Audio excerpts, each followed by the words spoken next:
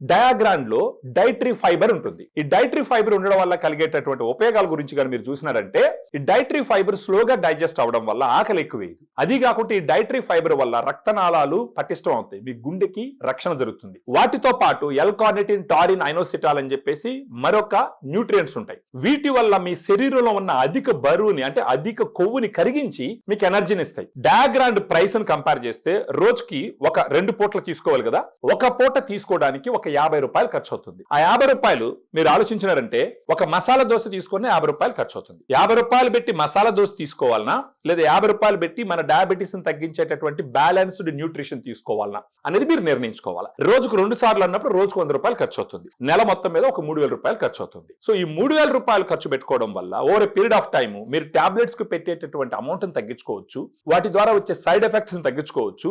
ఇక్కడ నేచురల్ గా డయాబెటీస్ ని మీరు తగ్గించుకునే దానికి అన్ని రకాలుగా ఈ డయాగ్రామ్ ఉపయోగపడుతుంది. మీకు ఫర్దర్ గా డీటెయిల్స్ కావాల్సి ఉంటే ఈ వీడియోలో ఉన్నటువంటి నంబర్ కి ఫోన్ చేస్తే మన డైటీషియన్స్ మీతో మాట్లాడి మీ విషయం మొత్తం అర్థం చేసుకొని అన్ని సలహాలు ఇచ్చి ఈ డయాగ్రామ్ మీ అడ్రస్ కి పంపిస్తారు.